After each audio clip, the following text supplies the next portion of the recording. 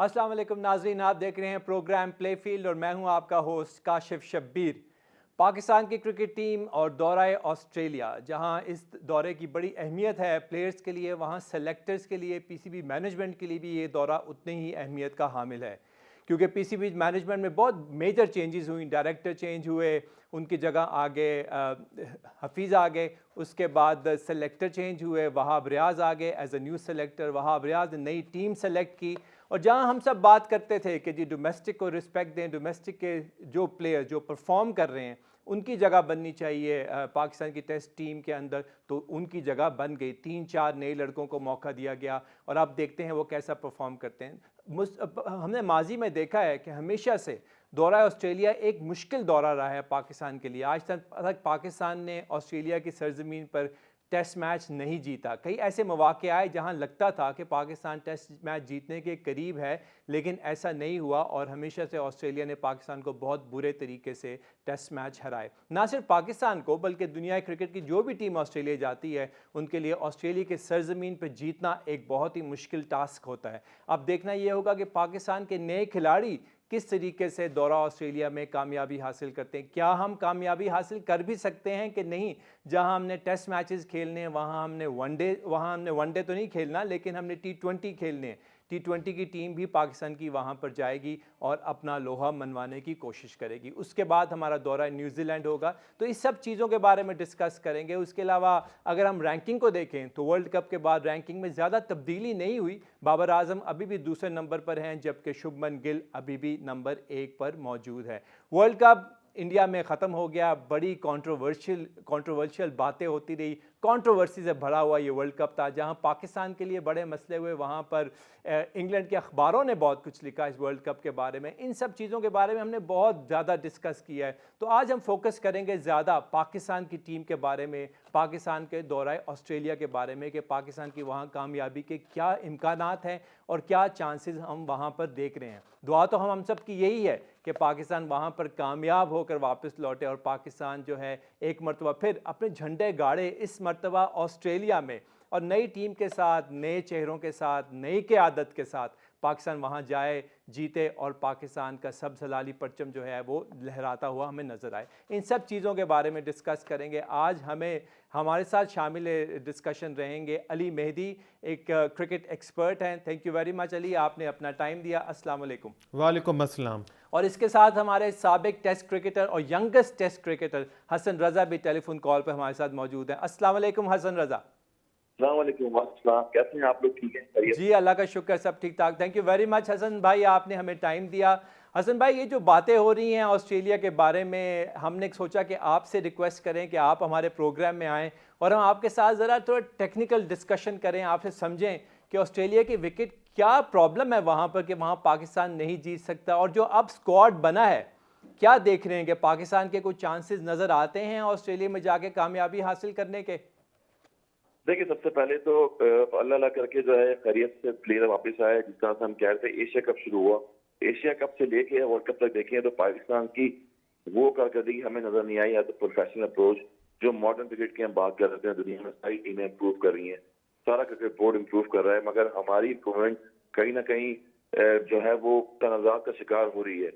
चाहे chief selector की हम बात करें, चाहे वो हम चेयरमैन की बात करें, स्टेबिलिटी कोई भी अभी तक पिछले 6 महीनों में नहीं आई पाकिस्तान क्रिकेट बोर्ड में। स्टिल जो है, जो एक कोच आ रहा है, दूसरा कोच जा रहा है, एक चीफ सेलेक्टर आ रहा है, दूसरा जा रहा है, और यही मसले हो रहे हैं कि पाकिस्तान की चीजें, प्लेयर लोग तो चेंज हो रहे हैं मगर क्रिकेट चेंज नहीं हो रही है, और क्रिकेट वहीं पर ही रुकी हुई है। अगर मेरे ख्याल से देखें तो क्रिकेट की हिस्ट्री में हम ऑस्ट्रेलिया में मैं 4 दफा टूर करके आ चुका हूँ, 8 टीम्स का भी है, 19 का। वहां पर होम कंडीशंस में तो पहली बात यह है कि ऑस्ट्रेलियंस जो है वो किसी भी बैटर्स होता है जितना भी अच्छा हो उसको खेलने नहीं देते वहां पर, क्योंकि वहाँ की कंडीशंस इतनी डिफरेंट होती हैं। पर्थ, मेलबर्न के बैट्समैन जो है हमारी एशियन कंट्रीज में खेले हुए आ रहे होते हैं, हम जिसकी वजह से प्रॉब्लम होती है। अगेन सबसे जो सक्सेसफुल कैप्टन अब तक जा रहे हैं मार्क टेलर के बाद, अगर आप देखें पॉन्टिंग के बाद, स्टीव वॉ के बाद, तो पैट कमिंस है वाहिद कैप्टन है जिन्होंने आउटस्टैंडिंग जो है कैप्टनसी की थ्रू आउट। होम सीरीज अगर पाकिस्तान में ऑस्ट्रेलिया आई थी, वहां पर उन्होंने टेस्ट मैच जिताया, फिर वर्ल्ड कप में 50 गेम में उन्होंने जिताया। तो पाकिस्तान के लिए अभी तक जो मेन को हटाया कि हसन भाई, आपकी आवाज़ थोड़ी सी ब्रेक हो रही है। अली, डिस्कशन हो रही है ऑस्ट्रेलिया के टूर के बारे में, और हमने देखा कि पाकिस्तान ने फास्ट बॉलर्स के को अपॉर्चुनिटी दी, जो टॉप विकेट टेकर्स थे। खुरम शहजाद को भी अपॉर्चुनिटी मिली, मीर हमजा को भी मिली। लेकिन अगर हम देखें the other way round, batting side पर, तो साहबजादा फरहान ने मैक्सिमम स्कोर किए, लेकिन साहबजादा फरहान को अपॉर्चुनिटी नहीं दी गई। जब वहाब रियाज से सवाल पूछा गया तो उन्होंने कहा कि उन्होंने जिनकी जगह लेनी है वो अच्छा परफॉर्म कर रहे हैं। तो आप समझते हैं साहबजादा फरहान की जगह नहीं बनती थी इस टीम के अंदर? देखिए, सबसे पहली बात है कि आपके जो डोमेस्टिक स्ट्रक्चर होता है वो क्यों होता है, फर्स्ट क्लास क्यों होता है, ताकि मेरिट पे के बेसिस पे हमारे जो प्लेयर्स हैं, जो टॉप परफॉर्मिंग प्लेयर्स हैं, वो एंट्री ले सकते हैं into the Pakistan cricket team. और साहिबजादा फरहान अब एक बहुत एक्सपीरियंस कैंपेनर बन चुके हैं, काफ़ी अर्से से खेल रहे हैं, वाइट बॉल क्रिकेट खेल रहे हैं, पर रेड बॉल क्रिकेट में बहुत अच्छा परफॉर्म कर रहे हैं। तो अगर उन्होंने टॉप परफॉर्म किया है तो आई डोंट थिंक कि ये एक अच्छा जवाब था, एक रैशनल जवाब था चीफ सेलेक्टर वहाब रियाज का, कि वो जगह जिनकी उन्हें नहीं लेने, क्योंकि उन्होंने जो है अगर जगह किसी के लेने हैं तो आपको वाज़ेह में बताना चाहिए कि किसकी जगह लेनी चाहिए। साहबजादा फरहान ने बहुत अच्छा एक एवरेज किया, बहुत टॉप क्लास की इनिंग्स और बहुत कंसिस्टेंट रहे। और देखिए, जब आप ऑस्ट्रेलिया जाएंगे तो जो प्लेयर्स फॉर्म में होते हैं, मोमेंटम के साथ जाते हैं, वही परफॉर्म कर सकते हैं, वो नहीं जिनका टैलेंट अच्छा है, आउट ऑफ फॉर्म है। आपको जो है साथ में जो है ऑन गोइंग परफॉर्मेंस वाले जो अच्छे प्लेयर्स हैं उनको जानना चाहिए। और साहिबजादा फरहान एक बहुत मतलब अच्छे चॉइस थे। बात यही है ऑस्ट्रेलिया में, क्योंकि ऑस्ट्रेलिया के कंडीशंस बहुत मुख्तलिफ हैं पूरी दुनिया से। उधर फास्ट ट्रैक्स होते हैं, बाउंसी ट्रैक्स होते हैं, मतलब हॉट कंडीशंस होते हैं, और सबसे बड़ी बात है कि हॉस्टाइल कंडीशंस होते हैं। तो आपको जो है अपने बेस्ट परफॉर्मिंग और मेरिट बेस्ड प्लेयर्स को ले जाना चाहिए। और मेरा ख्याल से ये जो सवाल का जवाब था वहाब रियाज का, वो मेरे ख्याल से दुरुस्त नहीं था। जी हसन भाई, आप लाइन पे हैं हमारे साथ? जी बिल्कुल हूँ मैं जी ग्रेट। अच्छा हसन भाई, ये अभी बात कर रहे थे साहबजादा फरहान की। अली मेहदी का कहना था कि उसको अपॉर्चुनिटी मिलनी चाहिए थी। अगर थोड़ा टेक्निकली आप हमें समझाएं, अगर आप देखें साहबजादा फरहान का फुटवर्क, क्या आप समझते हैं इस काबिल है कि उसको ऑस्ट्रेलिया में अपॉर्चुनिटी मिलनी चाहिए? और इसके साथ ही एक और बड़ा इंपॉर्टेंट सवाल वो ये है कि पाकिस्तान का स्पिनर्स नुमान और साथ इब्रार, ये दो मेन स्पिनर्स हम साथ लेकर जा रहे हैं। आप समझते हैं कि ये ऑस्ट्रेलिया की विकेटों के ऊपर कामयाब हो सकते हैं, स्पेशली नुमान? मैंने जैसे तरह बताया आपको कि पैट कमिंस जो जिस तरह कैप्टनसी कर रहे हैं, आउटस्टैंडिंग कर रहे हैं, और यहाँ पर समझ लें गली का बकरा बनाया जा रहा है। जो भी प्लेयर्स जा रहे हैं उनके लिए बहुत बड़ा टास्क होगा ये, कि ऑस्ट्रेलिया में बड़े बड़े हमारे पास के प्लेयर्स जो हैं वहाँ पर फेल हो चुके हैं। बहुत टॉप क्लास बैटर्स थे जो फास्ट बॉलिंग पे अच्छा खेलते थे, या इंडिविजुअली उन्होंने अपनी प्रैक्टिस की भी हो फास्ट बॉलिंग पे, तो वो वहाँ सक्सेस हुए हैं। अदरवाइज अगर आप देखें तो पाकिस्तान में ख्याल में एक या दो टेस्ट मैचेस ही जीता है पूरे खेले में क्रिकेट के ऑस्ट्रेलिया के अगेंस्ट। यहाँ पर मुश्किल टास्क शान मसूद के लिए होगा, उनको कैप्टन बनाया गया। 28 का उनका एवरेज था, हाईएस्ट 156 रन है टेस्ट क्रिकेट में उनके, मगर बैक टू बैक सीरीज उनकी देखें, न्यूजीलैंड में फेल गए लास्ट ईयर, उसमें भी वो खेले, वहां फेल गए, इंग्लैंड में भी खेले, मगर यहाँ पर कंडीशन बड़ी डिफरेंट होगी। और जहां तक साहबजादा की बात करी आपने प्लेयरों की, ये सब बहुत ही मुश्किल एरर है उनका ये कह रहेगा, क्योंकि आपको पता है जितनी डिबेट अभी लास्ट वर्ल्ड कप में चल रही थी पाकिस्तान की परफॉर्मेंस बैटिंग में देखें तो वो ओवरऑल अच्छी नजर नहीं आई है। अब यहाँ पर जिनको चांसेस मिल रहे हैं तो उनका कैरियर बन भी सकता है और बिगड़ भी सकता है, क्योंकि वहां पर एक्सपीरियंस प्लेयर चाहिए होगा आपको।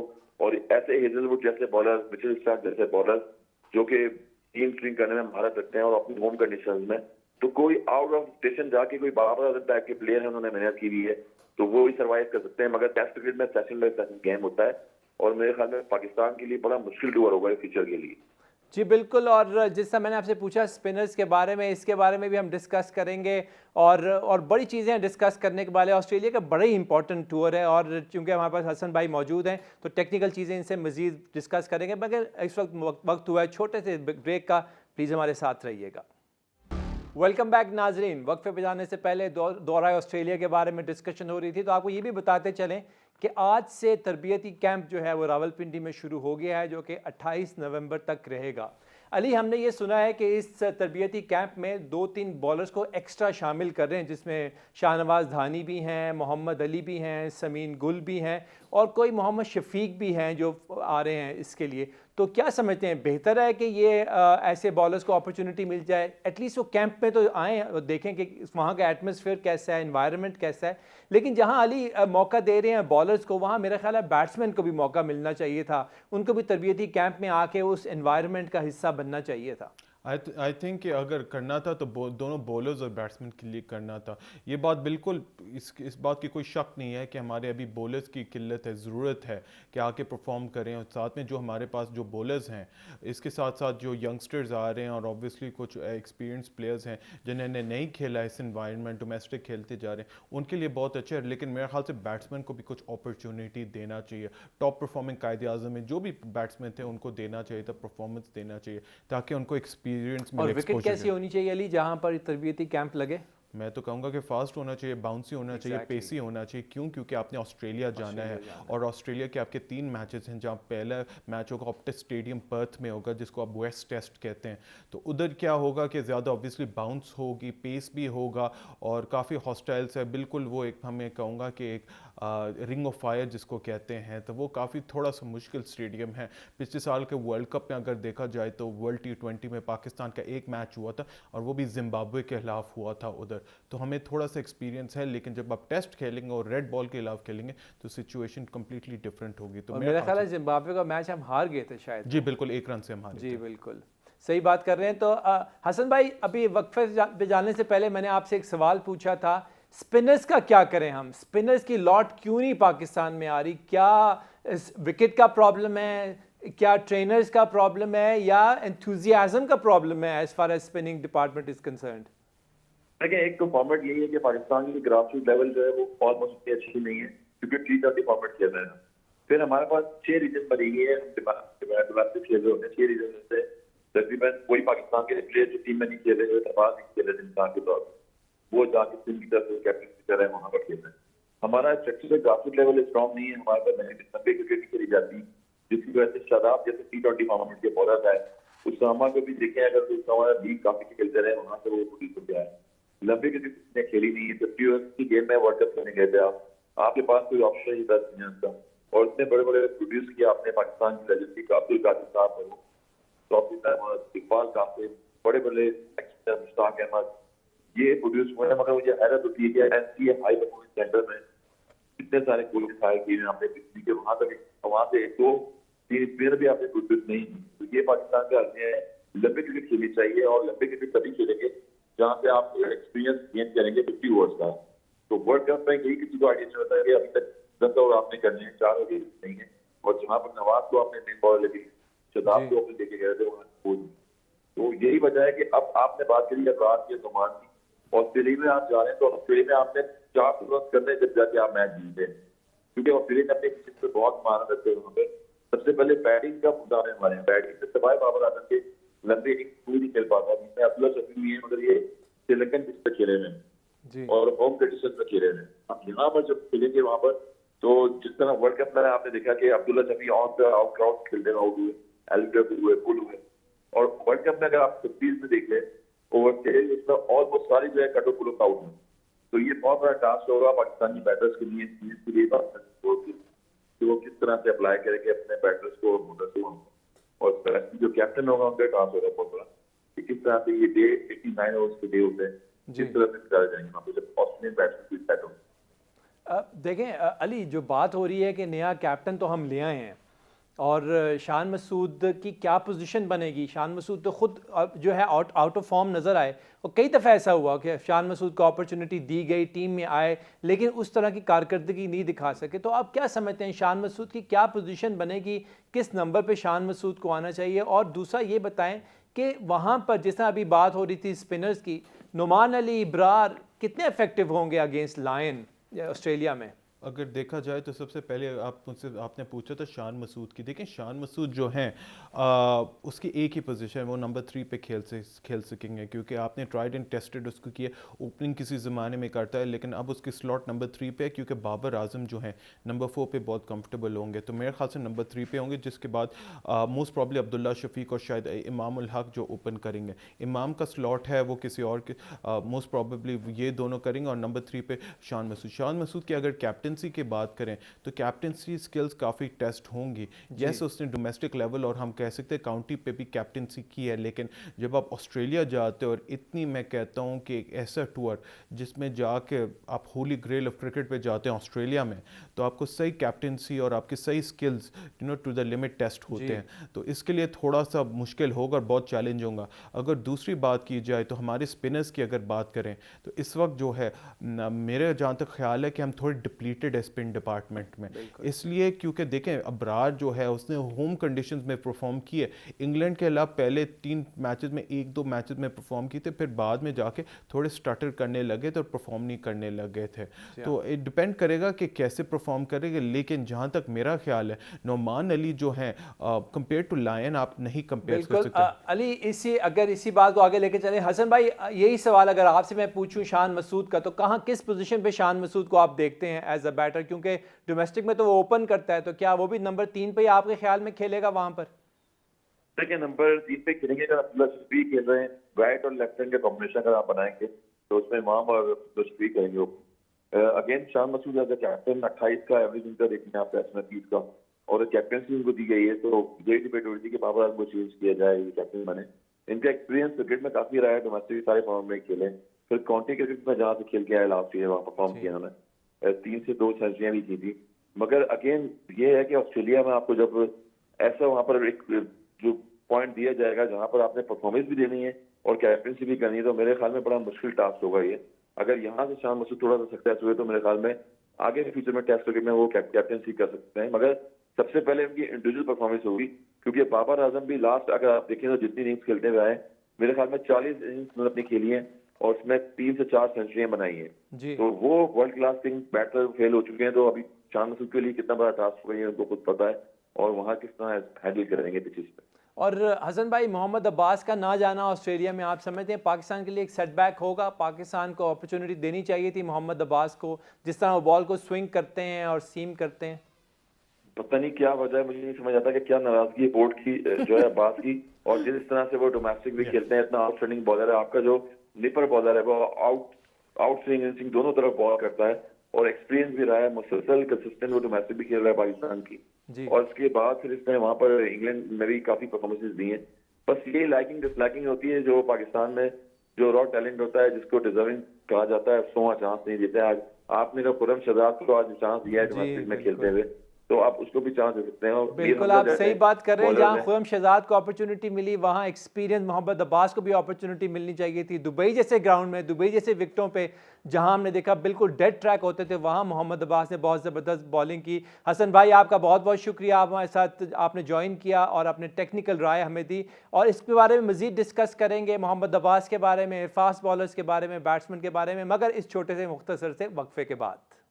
वेलकम बैक नाजरीन, जहां हम क्रिकेट ऑस्ट्रेलिया की बात कर रहे हैं, पाकिस्तान टीम का दौरा है ऑस्ट्रेलिया, वहां पर आपको ये भी बताते चलें कि पाकिस्तान की विमेन क्रिकेट टीम वो भी न्यूजीलैंड के दौरे पर जा रही है, जहां पर वो 3 एक रोज़ा मैचेस खेलेंगे और 3 T20, और आज रात यानी 23 और 24 की दरमियानी शब को ये टीम ट्रैवल करेगी टुवर्ड्स न्यूजीलैंड। तो हम ऑल द बेस्ट कहते हैं अपने विमेन क्रिकेटर्स को, हम चाहते हैं कि वो भी जाके पाकिस्तान का नाम रोशन करें और अच्छा खेल पेश करें। ये बहुत ज़बरदस्त है कि पाकिस्तान के विमेन क्रिकेट को भी बायलैटरल सीरीज़ खेलने का मौका मिल रहा है, अपॉर्चुनिटी मिल रही है, एक्सपोजर मिल रहा है, और I am sure with this exposure, with this opportunity ही वो ग्रो करेंगी, वो सीखेंगी, और सक्सेस या ना सक्सेस इस वक्त मेरा ख्याल है इस पे ज़्यादा जोर देने की ज़रूरत नहीं है, क्योंकि हम एक क्या कहना चाहिए एवोल्यूशन के प्रोसेस से गुजर रहे हैं when it comes to women cricket, क्योंकि अभी हम सीख रहे हैं और हमारा विमेन क्रिकेट का भी पूल आहिस्ता आहिस्ता बढ़ रहा है, और पीसीबी मैनेजमेंट ने अब उनको भी जो है रिकग्निशन मिलनी शुरू हो गई है from the PCB management. Ali, क्या समझते हैं ये बायलैटरल सीरीज़ कितनी इंपॉर्टेंट है? क्योंकि हमने देखा कि ऑस्ट्रेलिया की, इंग्लैंड की, न्यूजीलैंड की बड़ी अच्छी ज़बरदस्त टीमें हैं, बल्कि अगर इंडिया की टीम की बात करें तो विमेन क्रिकेट टीम इंडिया की भी बहुत अच्छी है। तो कितनी इंपॉर्टेंस है इस बायलैटरल सीरीज़ की पाकिस्तान विमेन क्रिकेट टीम के लिए? बहुत ज़्यादा इंपॉर्टेंट है, और बड़ी बात है कि हमारी टीम एक्चुअली न्यूजीलैंड के लिए जाके एक बायलैटरल सीरीज़ के लिए खेल। देखिए हमारी जो विमेन क्रिकेटर्स हैं। पिछले 2-3 साल अगर देखा जाए तो काफ़ी सीरीज़ अब आ चुके हैं। जनूबी अफ्रीका भी आया था पिछले दिनों, जनूबी अफ्रीका है, श्रीलंका भी आ चुका है, वेस्ट इंडीज़ भी आ चुका है। लेकिन ये बड़ी बात है कि अब जो हमारी फीमेल क्रिकेटर्स हैं, वेमेन क्रिकेटर्स, अब ऑस्ट्रेलिया भी जा रहे हैं, अब साथ में अब न्यूजीलैंड का टूर कर रहे हैं। न्यूजीलैंड निदा देखें, डार की कैप्टनसी में जा रही हैं। निदा डार की कैप्टनसी, और निदा डार जो है बहुत फेयरलेस कैप्टन है। थोड़ा उसको मैं कहूँगा कि ठीक है दिलेरी तो दिखाती है, लेकिन स्ट्रेटिजिकली टैक्टफुली वो उनको खेलना पड़ेगा। और साथ साथ में हमारी प्लेयर्स है उनको जो है T20, एक चीज़ है काशिफ कि T20 और 50 में से डिफ्रेंशिएट करना चाहिए, क्योंकि T20 में बहुत अच्छा खेलते हैं लेकिन 50 ओवर में थोड़ा सा स्ट्रगल करते हैं। तो मेरे ख्याल से अगर वो स्ट्रेटिजिकली खेलेंगे तो बहुत फर्क पड़ेगा। और हमें प्रोग्राम में ज्वाइन किया है जनाब सैयद हैदर साहब ने, तो हम उनको खुश आमदेद कहते हैं प्रोग्राम में। Thank you very much Haider भाई आपका प्रोग्राम में ज्वाइन करने का। आपसे पहले हम डिस्कस कर रहे थे ऑस्ट्रेलिया के टूर पे जो पाकिस्तान की टीम जा रही है, जिस किस्म की सिलेक्शन हुई है, क्योंकि हम इसको इनकरेज करना चाहिए कि नए बॉलर्स को अपॉर्चुनिटी मिली है और नए बॉलर्स वहाँ जाएंगे। लेकिन definitely it is going to be a very difficult tour for Pakistan, specially for the newcomers, क्योंकि ऑस्ट्रेलिया का टूर वैसे ही बहुत मुश्किल होता है। तो आप कैसा देखते हैं इस सिलेक्शन को फ्रॉम वहाब रियाज? और बैटर्स के बारे में भी बताइएगा कि पाकिस्तान की बैटिंग लाइनअप को कैसा देखते हैं फॉर दिस टूर? देखिए, बैटिंग लाइनअप में तो आपको वही सारे बैटर्स नजर आएंगे जो पूरे साल खेलते रहे हैं। उसमें कोई बड़ी तब्दीली मुझे नहीं नजर आ रही है। और ओपनिंग में जो है एक बैटर है जिनके लिए काफी बात हो रही है, साहबजादा फरहान, जिन्होंने टॉप किया था जी जी बिल्कुल। टॉप में डोमेस्टिक में, उनको शामिल होना चाहिए था। वैसे तो साइम अयूब को लिया है, लेकिन मुझे नहीं लगता है साइम अयूब को कोई चांस मिल सके। वहां पे इमामुल हक और अब्दुल्ला शफीक होंगे। लेकिन अगर फरहान को ले जाते ज्यादा अच्छा होता, उनकी हौसला अफजाई होती और वो कैंप में टीम के साथ साथ ट्रेवल करते तो जी एक्सपीरियंस भी गेन करते। उसके साथ बॉलिंग में हमें जो है ना कुछ फ्लॉ नजर आ रहा है, क्योंकि शाहीन शाह अफरीदी के साथ दूसरा कोई ऐसा बॉलर नहीं है पाकिस्तान टीम में जो उनके साथ वहां पे बॉलिंग कर सके। नसीम शाह जो है वो बड़े अच्छे रहते हैं वहां पे, लेकिन वो चूंकि अवेलेबल नहीं है। तो अब ये है कि बॉलिंग में थोड़ा सा पाकिस्तान हो सकता है कि वहां पे परेशानी का शिकार होगा। लेकिन यही प्लेयर्स थे और यही प्लेयर्स पे टीम बन सकती थी। मेरे ख्याल इसमें कोई ज्यादा एडिशन नहीं हो सकती थी।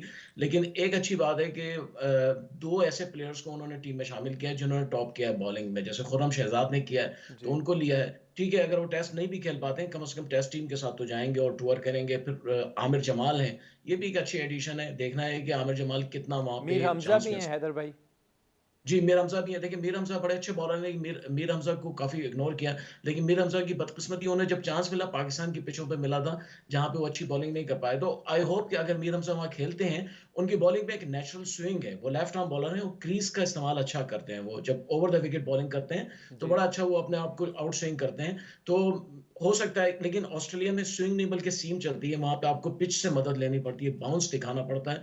पाकिस्तान टीम में कोई ऐसा बॉलर मुझे नजर नहीं आ रहा। नसीम शाह ऐसे बॉलर थे जो बाउंसी विकेटों पे अच्छे कामयाब होते हैं, लेकिन दूसरे जो बॉलर्स हैं वो ज्यादातर डिपेंड करते हैं स्विंग के ऊपर या लेंथ के ऊपर। तो ऑस्ट्रेलिया में इससे आपको ज्यादा कामयाबी नहीं मिल सकती है, लेकिन आपको थोड़ा वहां जान लगानी पड़ेगी। हमारे बॉलर्स को वहां बहुत जोर लगाना पड़ेगा बॉलिंग में, तभी वहां पे जो है बाउंसी विकेटों पे आप कामयाब हो सकते हैं। लेकिन वी होप, हम अच्छी तवक्को रखते हैं और हम विश करते हैं कि वो वहां पे अच्छा परफॉर्म कर सकें। लेकिन हैदर भाई, जो आपने जान की बात की कि बॉलर्स को जान लगानी पड़ेगी, तो मेरा ख्याल है सिर्फ पेस मैटर नहीं करेगी ऑस्ट्रेलिया के विकेट्स के ऊपर। जब तक आप सीम और स्विंग नहीं करेंगे आप कामयाब नहीं हो सकते। और हमने देखा कि नई गेंद के साथ शाहीन शाह अफरीदी स्विंग कर लेते हैं, लेकिन पुरानी गेंद के साथ उनकी उतना कंट्रोल नहीं है as compare to Hasan Ali, जो कि पुरानी गेंद से ज़्यादा स्विंग और सीम करने में कामयाब होते हैं। तो आप क्या समझते हैं, खुर्रम शहजाद और मीर हमजा के लिए बहुत बड़ा चैलेंज होगा इस चीज़ को, क्योंकि दोनों अराउंड 140 तो हैं ही, आमिर जमाल भी 140 हैं,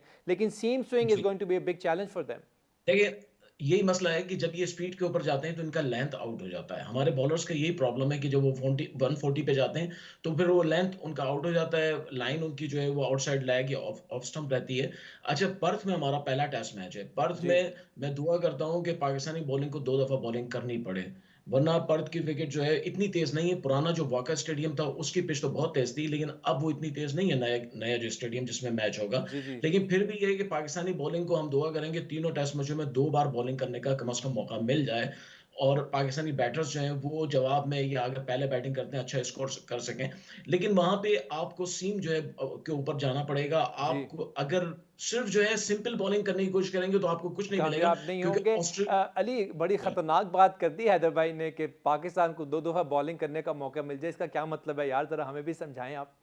देखिए सीम का बात यही है कि नहीं, लेकिन 2 दफ़ा बॉलिंग का नहीं 2 बार अगर बॉलिंग करेंगे तो इसका मतलब है कि आपने ऑस्ट्रेलिया की बैटिंग लाइनअप को आउट करना है, आउट आप करना है, आउट करना है। बिल्कुल। दूसरी बार उन्होंने आके बैटिंग करनी है। देखिए जी, अगर हम देखें तारीख के मुताबिक देखें, जो वैका पे हम ज्यादातर खेलते थे तो मेजॉरिटी ऑफ द टाइम्स हम सिर्फ एक ही बार बॉलिंग करते थे, क्योंकि वो पहाड़ ऑफ रन्स वो बना लेते थे। 400 500 600 तक उन्होंने बनाए जी, हैं बिल्कुल। 2004 में। तो यही हमारी कोशिश होनी चाहिए कि हम 2 बार बॉलिंग करें, अच्छे पेस के साथ बॉलिंग करें और पूरे उनको जाके इस बिल्कुल, विकेट पे बिल्कुल मुश्किल ठीक है से अली, करें। आपने बिल्कुल सही कहा और हमारी भी ख्वाहिश यही होगी कि पाकिस्तान जो है वो आउट प्ले करे ऑस्ट्रेलिया को, अच्छा परफॉर्म करे with the bat and with the ball, क्योंकि सिलेक्शन जो है वो मेरिट पे इस मरतबा हमें नज़र आई है और कोशिश की है सेलेक्टर्स ने कि उस टीम को भेजा जाए जो कि अच्छा परफॉर्म कर सके। हम ऑल द बेस्ट कहेंगे अपने सारे प्लेयर्स को, ना सिर्फ मेल क्रिकेट को बल्कि वुमेन क्रिकेट को भी, जो कि आज से न्यूजीलैंड का दौरा शुरू करने लगी है और हम चाहेंगे कि वो भी पाकिस्तान का वहाँ नाम रोशन करें और वो भी वहाँ मैचेस जीत कर आएँ ताकि पाकिस्तान की क्रिकेट को और इंकरेजमेंट मिले। इसके साथ ही प्रोग्राम का वक्त अपने इख्तिताम को पहुँचता है। इंशाअल्लाह अगले प्रोग्राम में दोबारा आप सबसे मुलाकात होगी। बहुत